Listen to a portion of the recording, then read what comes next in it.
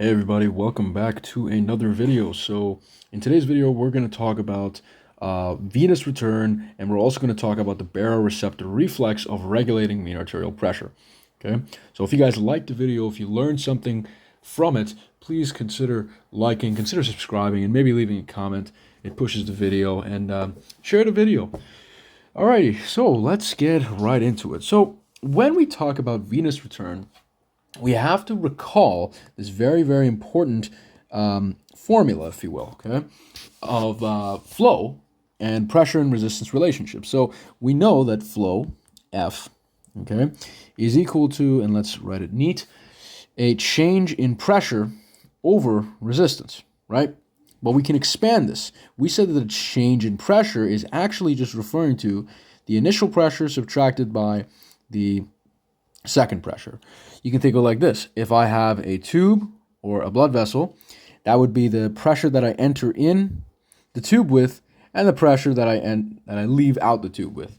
So if I take this guy and I subtract it from this guy, I get the delta P, the change in pressure, the pressure gradient, if you will. Okay? So that's that. Now, this is the equation we have to understand. But when we start talking about veins, specifically in terms of venous return, we have to define some parameters. So flow in this scenario will be referring to venous return. And that should make sense, right? When I say venous return, what do I mean by that? That means the volume of blood that is returning into the heart from the venous system. That's venous return, right? That's a fluid that's flowing. So we can define it as flow. Now, P1 can be described as the venous pressure, okay? Venous pressure. P2 can be described as the right atrial pressure. Now, some of you may be asking me, why the right atrial pressure and why venous pressure? You just described it as being a tube. You just said that the pressure that I enter the tube with and the pressure that I leave the tube with. Well, it's kind of like that. Well, take a look. Here is the vena cava, which is a vein, all right? And here is the right atrium, right? Remember, this is the right side of the heart, this is the left side of the heart.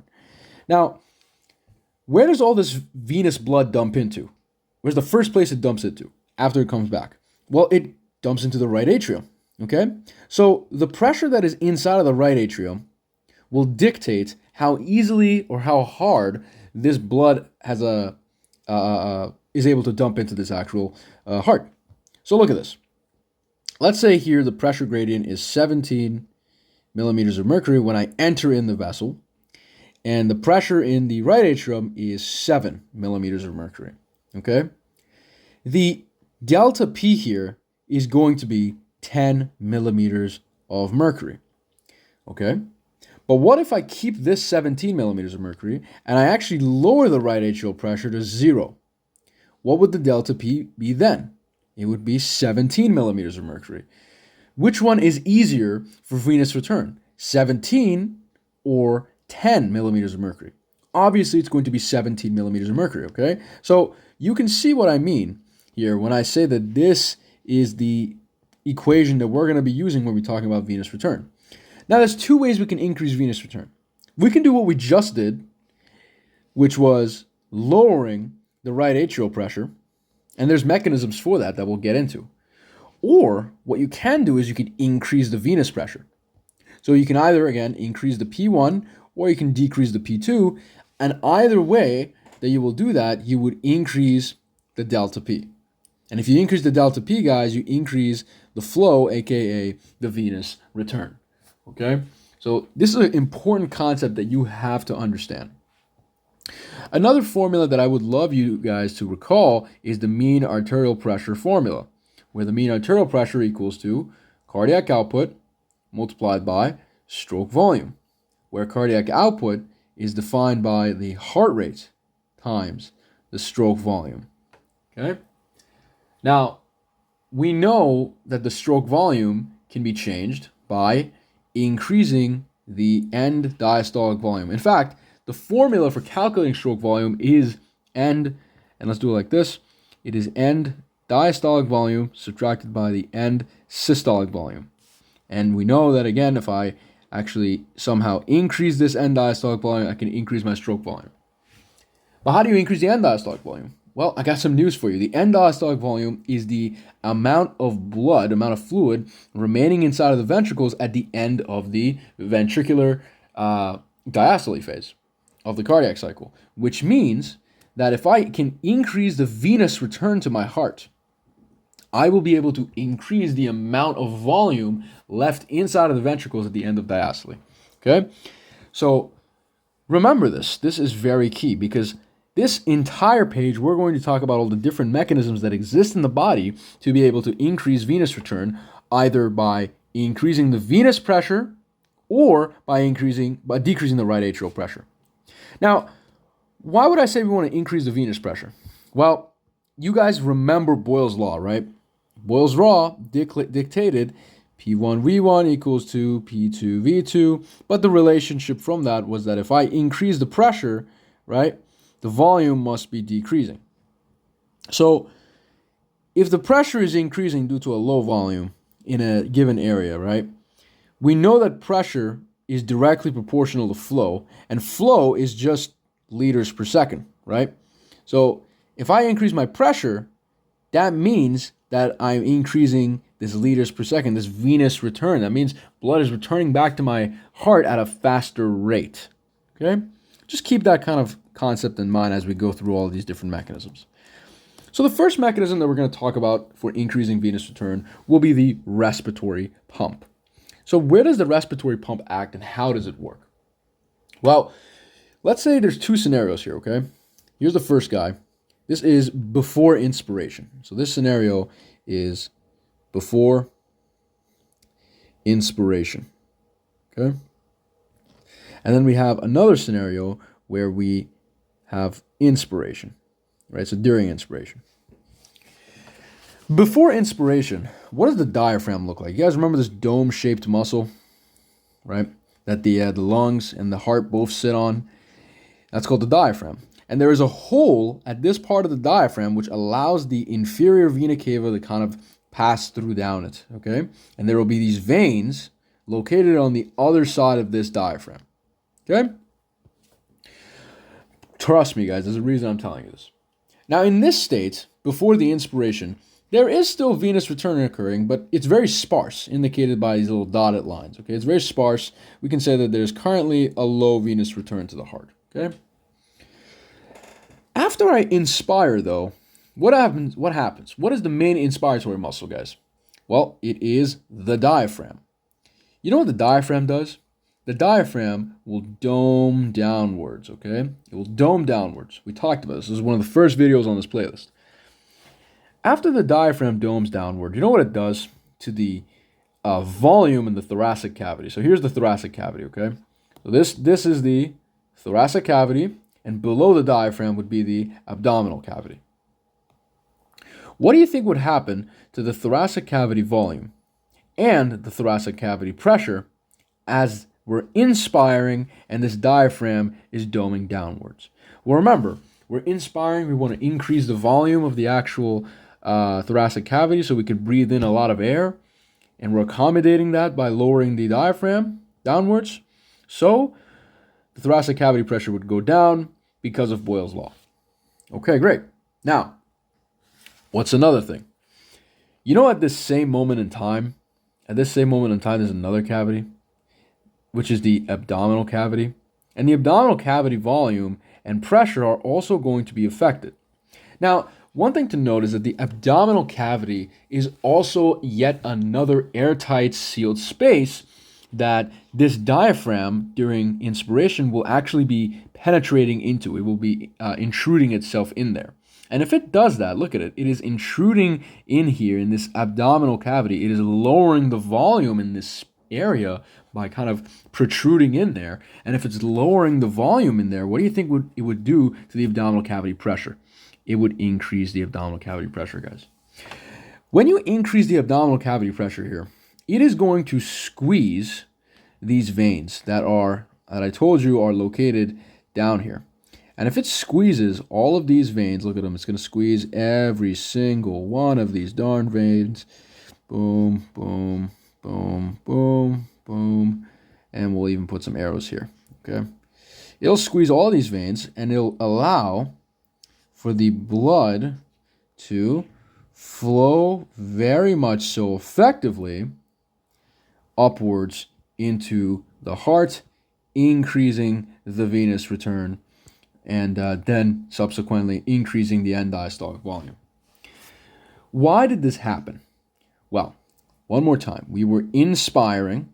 After we inspired, we decreased the thoracic cavity pressure, but at the same time, we increased the abdominal cavity pressure. Remember your pressure gradients, guys. Where do things like to go?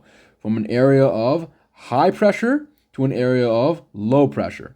This high pressure squeezes these valves, okay, not these valves, these veins. And if you squeeze the veins, what are you doing to the pressure inside of the vein? What are you doing to the venous pressure? You are increasing the venous pressure. What did I tell you would happen if you increase this venous pressure, this P1? You would increase the delta P. And if we increase the delta P, you end up increasing the flow or the venous return. Okay? So that's how that's working. Alrighty, that is the respiratory pump. That is one way our body can use to actually increase venous return, right? Now, something I want to speak to very briefly is why would somebody want to increase their venous return? Well, for example, when you're exercising. When you're exercising, you require a higher cardiac output, okay? And in order to get a higher cardiac output, sometimes you might elevate the heart rate, fine, but that has a limit that you can get to. The main way that you can sustain exercise without elevating your heart rate to dangerous levels would be by increasing your stroke volume. And how do you do that? Well, you increase your venous return to increase your EDV, to increase the stroke volume, to increase the cardiac output. Okay? And of course, you guys know that if I increase my cardiac output, I will increase the mean arterial pressure. These are all direct relationships here. Okay, so just wanted to make sure you guys understand that there. Next thing that we're going to talk about is the effect of the sympathetic nervous system and the effect of something called the muscle pump on venous return. So I've already kind of touched on the muscle pump in a previous video, and subsequently in that video I also talked about venous structure. So if you guys are in a need of review for venous structure and characteristics, go back and watch that video. I'll link it here. But essentially, when it comes to the nervous system, specifically the sympathetic nervous system, it has a special mechanism. So if you guys remember, in the blood flow regulation video, I mentioned that arterioles have alpha adrenergic receptors, specifically alpha 1 adrenergic receptors, that when this special chemical from the sympathetic nervous system called norepinephrine binds to, it will cause smooth muscle cell contraction. So look at this guy. He will come over here and he will find a receptor on this vein. This receptor, guys, is called alpha adrenergic receptor. Again, specifically, it's an alpha 1 if you're interested. Okay? And this norepinephrine will come and bind to this alpha adrenergic receptor, alpha 1 adrenergic receptor, and it will cause the contraction of the smooth muscle cell. What eventually happens, guys, when smooth muscle cells in vessels start to contract? They will eventually cause a vasoconstriction. But because we're in the veins, we don't call it vasoconstriction anymore. We call it venoconstriction. Now, when we're talking about venoconstriction, what are we doing here?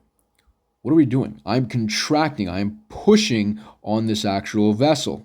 Okay? What does that mean? What will I do to the pressure inside of this vein? I will increase the venous pressure, guys.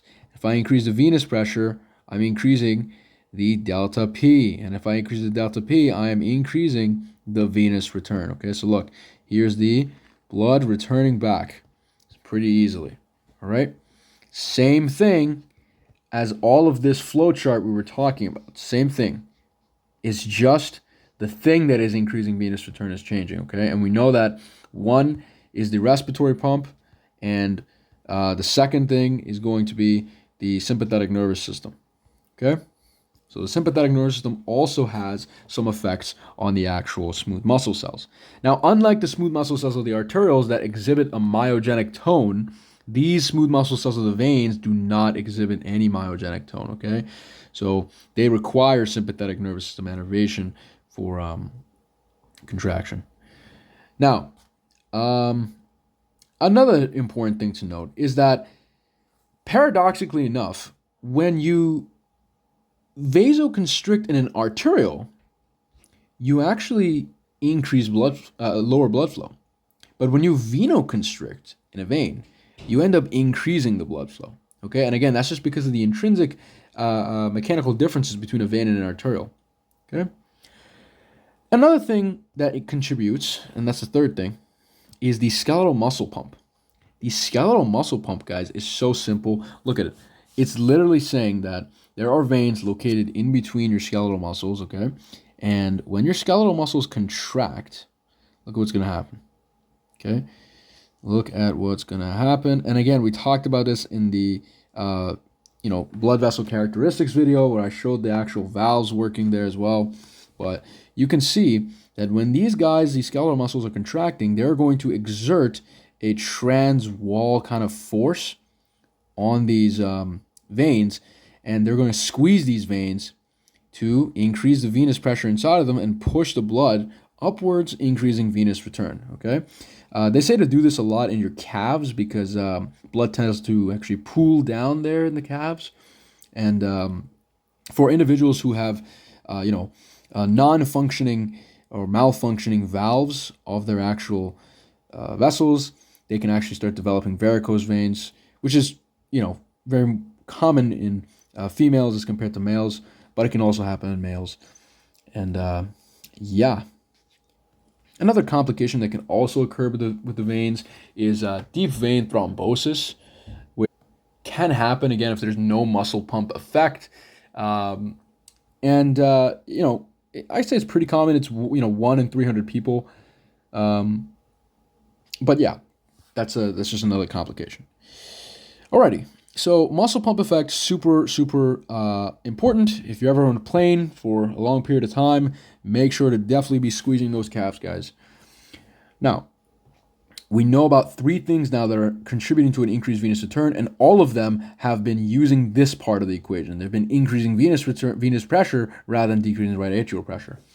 Now, this other one that I'm going to talk to you about, this cardiac suction effect, this one will for sure be using the second method, okay? So look at this. The cardiac suction is super interesting, where during systole, right, during ventricular systole, where we're actually pushing blood out of the ventricles, right, through these valves, okay? Oops, not there. When I'm actually pushing blood through these valves, right, what's happening to the atrioventricular valves? Are they open or closed? Well, they're closed. But what's keeping them closed? If you remember from the anatomy of the heart video, there are these little tendinous cords called the chordae tendineae, and they are keeping these valves closed, guys. They are literally holding on to these valves, pulling them downwards during ventricular systole and holding them there. And if they're holding them there, you know what that's going to do? That's going to ever so slightly stretch the atria because they're pulling down those valves. So look, here's what's going to happen, okay? During systole, we're going to be pushing blood out, right? And what these chordae tendineae do is they're going to kind of pull downwards this direction, right? They're pulling downwards in that direction, holding these valves closed. Why? Because there is blood currently being pushed out of this wall. And if these guys weren't holding these valves down, that blood could actually regurgitate and flap these walls and push these valves open this way. So these chordae tendineae are doing a really good job being held by these papillary muscles. Why is this important? Well, when these guys are actually contracting and pushing these valves down, they're going to stretch the atria a little bit. And when they stretch the atria, they're going to increase the right atrial volume ever so slightly. And by doing that, they're going to drop the right atrial pressure below 0 for a brief period in time. When they drop the right atrial pressure below 0, you know what that's going to do? That's going to create a negative pressure in here very briefly and cause like a kind of vacuum suction effect, which will then cause an increased flow of blood, or I should say increased venous return back to the actual right ventricle, okay? And again, we achieve this by lowering the right atrial pressure through the cardiac suction effect. Okay? That's what the cardiac suction effect is. Alrighty.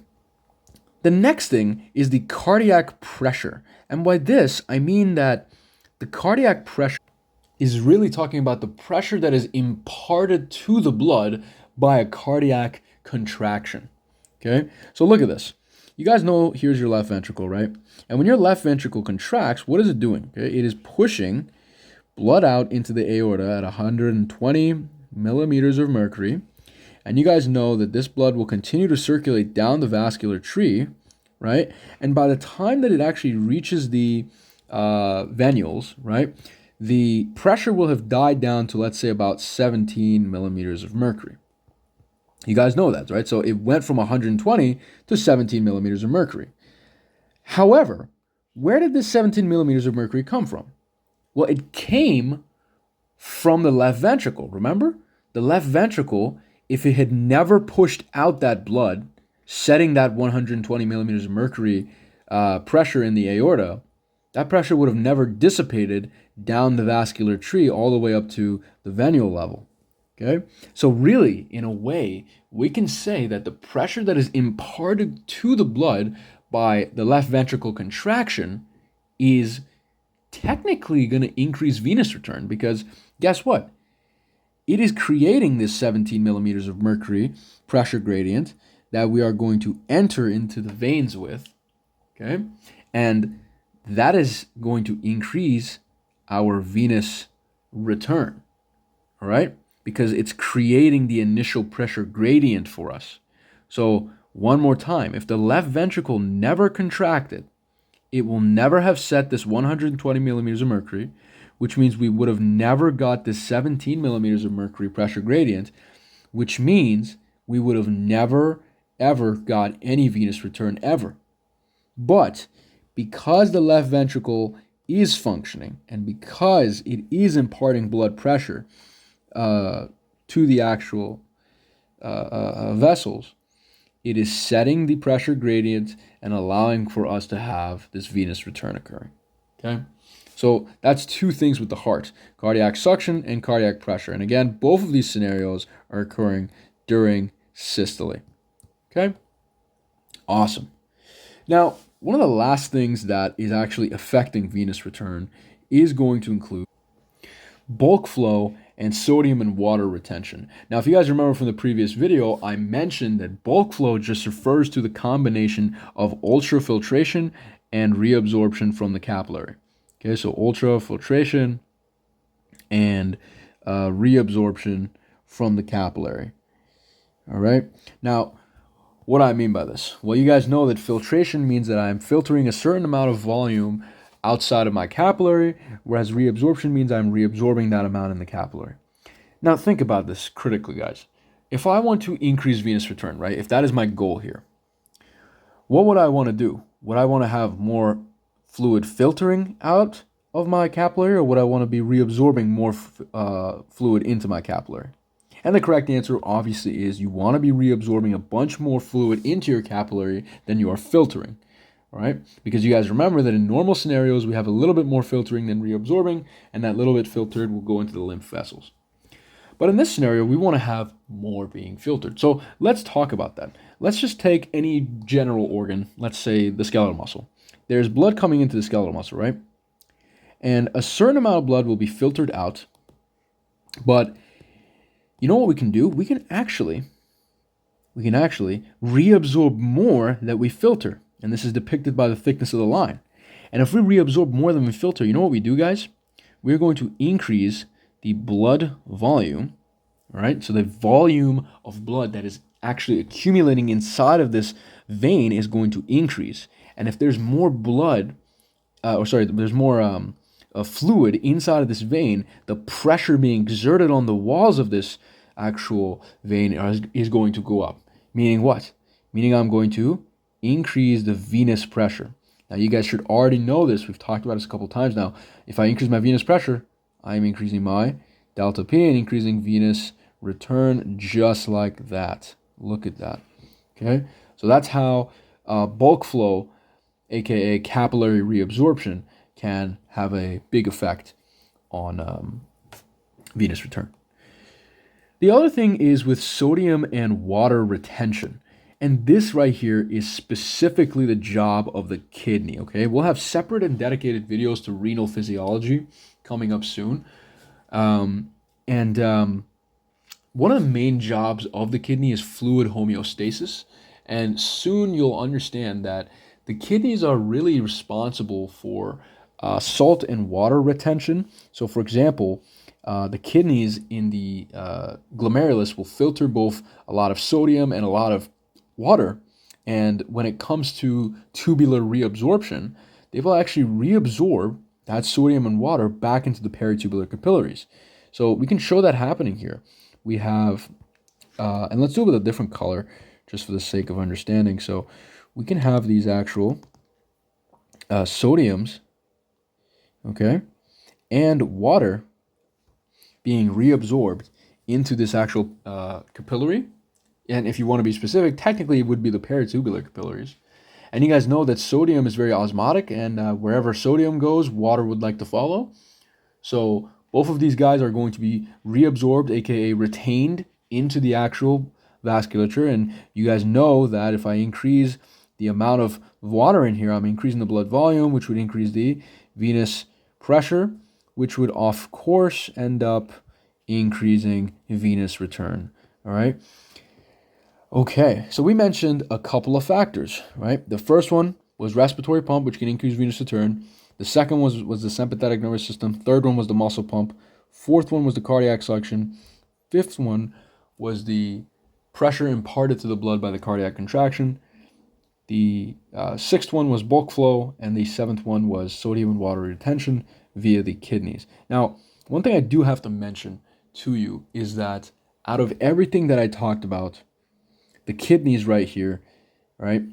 These guys are going to be a long-term regulator of venous return. Long-term regulator of venous return, okay? Everything else that we discussed is kind of like a short-term regulator, whereas the kidneys are going to be more of a long-term regulator for venous return, okay? All right, so we've been talking a lot about increasing venous return, but what the hell does that do? Well, let's follow this flow chart again, and you'll notice that if I increase my venous return through these 7 mechanisms that we've just talked about, I will end up increasing my end diastolic volume, and if I do that, what will I do? I will increase my stroke volume, and you guys know that if I increase my stroke volume, I'll increase my cardiac output, and if I increase my cardiac output, I will increase my mean arterial pressure.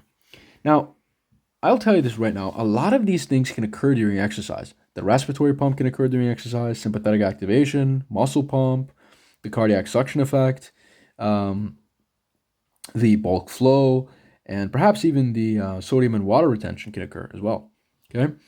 And all of these are to try and raise the mean arterial pressure during exercise. Why do we try to raise the mean arterial pressure during exercise?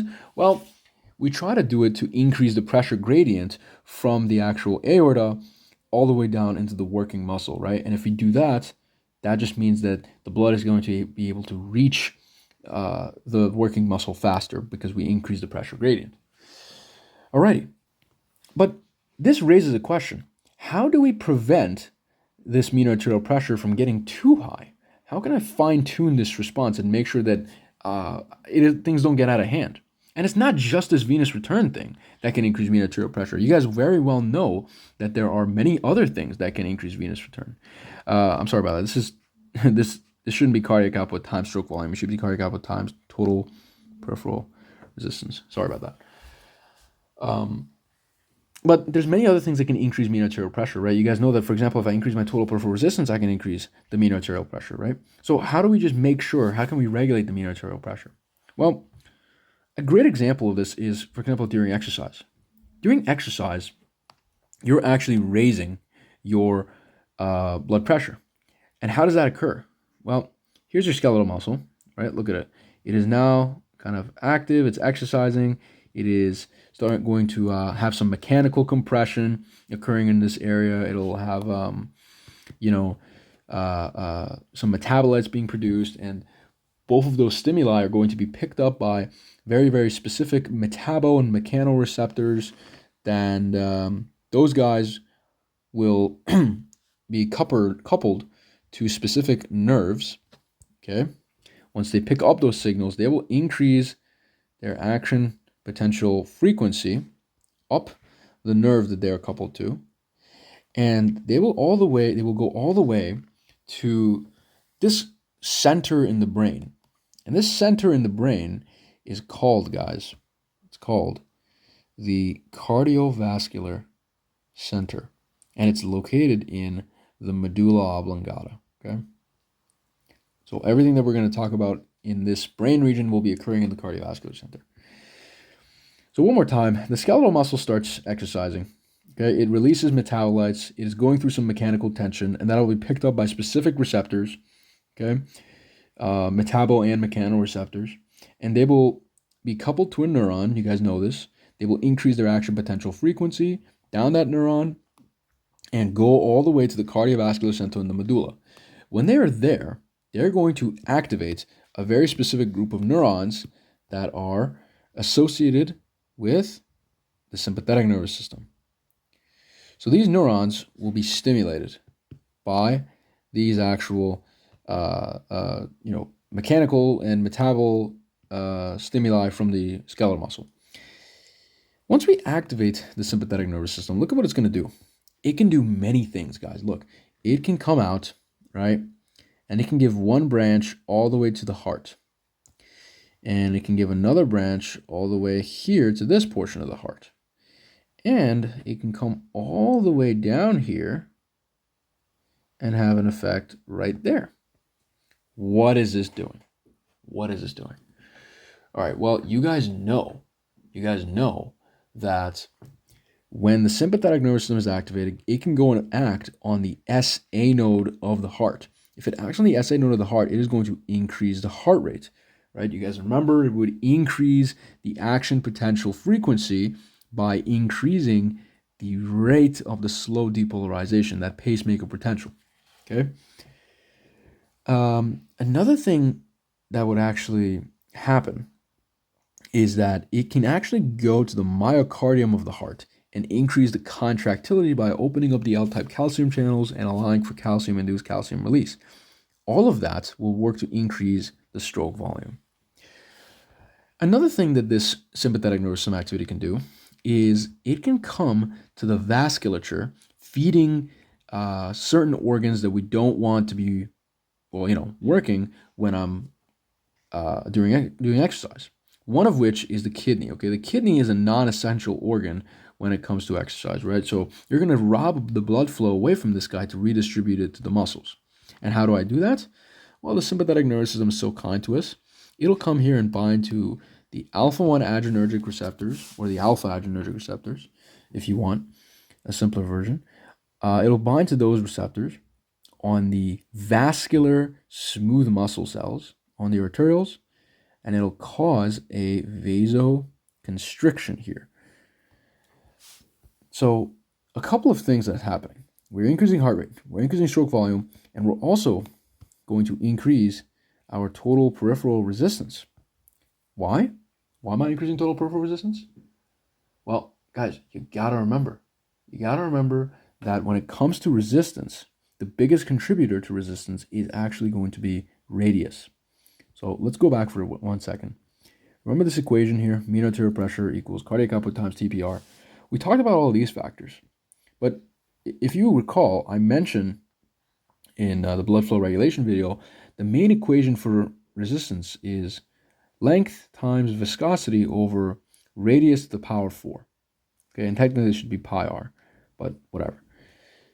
With radius to the power 4, this is important because imagine if the radius of a vessel was 2, okay, that would end up increasing the resistance by 16-fold, right? That is a big increase, guys. That is a big increase. So just because it's raised to the power 4, you can see why it has the biggest effect. And you can see that as soon as I'm starting to vasoconstrict, lower the radius of all of these vessels that are, kind of non-essential organs during exercise, I'm going to increase the total peripheral resistance. And you already know that there is generalized vasoconstriction occurring when I start exercise. So this is no surprise to you. But what is all of this doing? Increase heart rate, increase stroke volume, increase TPR. Well, again, let's write down that favorite equation of ours, which is mean arterial pressure equals to cardiac output times TPR. Okay, well, if I'm increasing my TPR, and if I'm increasing my cardiac output by increasing the heart rate and increasing the stroke volume, I'm going to put double arrows for the mean arterial pressure. That is not good. Okay, I need to regulate this before this mean arterial pressure gets too high and gets too out of hand. How do I do that? Thankfully and very luckily, we have very specific receptors located on two places. One of them is the aortic arch, okay? And the other one is at the bifurcation point of the internal and external carotid arteries, okay? And these receptors here, they're called baroreceptors. Baroreceptors, okay? Baro standing for pressure, okay? Baro meaning pressure. Just like barometric pressure, right? Atmospheric pressure is called barometric pressure. These guys, they're called the aortic bodies, okay? These dudes right here. And they are baroreceptors. They sense pressure, the change in pressure. Carotid bodies, baroreceptors, okay? So when we have a high mean arterial pressure, these guys will sense that. Now, I need to be really clear here with you guys. The stimulus for these baroreceptors is a high blood pressure. If you want to inhibit these guys, a low mean arterial pressure will do. Okay? Just like with any receptor in the body, guys, these receptors, they're coupled to a nerve. Okay? They're coupled to a specific nerve, right?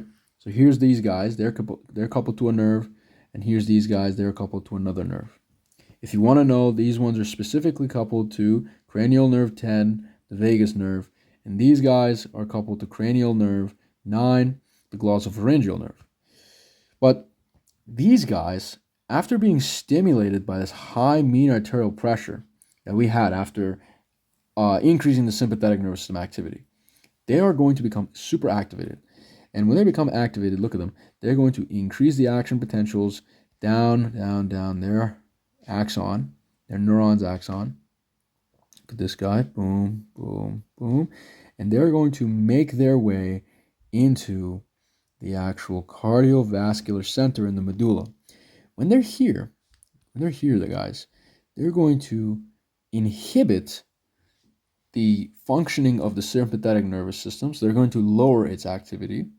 Why would we do that? So we can lower the heart rate, lower the stroke volume, and lower the total peripheral resistance. That way we can lower the mean arterial pressure a little bit.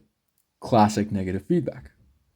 Another thing they do is they actually go ahead and stimulate the parasympathetic nervous system activity. Okay, the parasympathetic nervous system activity, boom, right here. The parasympathetic nervous system, it will come out, and we can show it like this, and it will also go ahead and act on the SA node, trying to lower the heart rate, again, trying to achieve that effect of lowering the mean arterial pressure by lowering cardiac output, and then, lowering mean arterial pressure. Now, what is all of these called? Well, these purple guys, right, they're the baroreceptors. So combined, they're called the baroreceptor reflex. This green guy, he is called the exercise pressor reflex, okay? Now, by all means, guys, these two mechanisms, they're not the only things that are going to be changing our blood pressure. Many things can change our blood pressure, short-term and long-term, okay? So, for example, if you have a high mean arterial pressure, the way of lowering that is always going to be utilizing the baroreceptor reflex. But if you have a low mean arterial pressure and you're not, for example, exercising, one of the main ways of doing that, of upregulating that guy, would actually be to, first of all, disinhibit the baroreceptors. So what do I mean by this? Imagine now we have a low mean arterial pressure, right, in a state of, well, we're not exercising, so there's no exercise pressure reflex there, but the mean arterial pressure is low, right? Imagine you have like hypotension. And in that scenario, what would you want to do? Well, there's no longer any stimulus to these baroreceptors, meaning if there's no stimulus of high blood pressure, they're not going to be as active as they were before. And if they're not as active, guess what? They're not going to send as much action potentials down their axons. And instead of inhibiting the sympathetic nervous system and activating the parasympathetic, they're not going to activate the parasympathetic, and they're not going to inhibit the sympathetic. If you're not going to inhibit the sympathetic, that means the sympathetic activity is actually increasing again. It is more elevated than before, which will go ahead and increase heart rate, increase stroke volume, and increase TPR, and then alleviate this original low mean arterial pressure to increase it. Okay, so I want you to understand that this is a constant kind of battle that's going on, right? Where the baroreceptors are always just trying to fine tune where our mean arterial pressure is sitting at, right? And another thing is that there are other mechanisms of increasing blood pressure. It's not only by inhibiting the baroreceptors. For example, there is the renin, angiotensin, aldosterone system, and we won't get into it in this video, but we'll have another dedicated video talking about the RAS, or the renin, angiotensin, aldosterone system, which can increase your blood pressure. But when you're exercising, one of the main things that increases blood pressure is the exercise pressure reflex, which acts through the sympathetic nervous system. And during exercise, it is super, super key to understand, guys, that there is always going to be a dynamic balance between the exercise pressure reflex and the baroreceptor reflex. Okay, so that's during exercise. There will always be this dynamic balance between these two to maintain a proper mean arterial pressure. Okay. All right, guys, that's going to finish it with this video.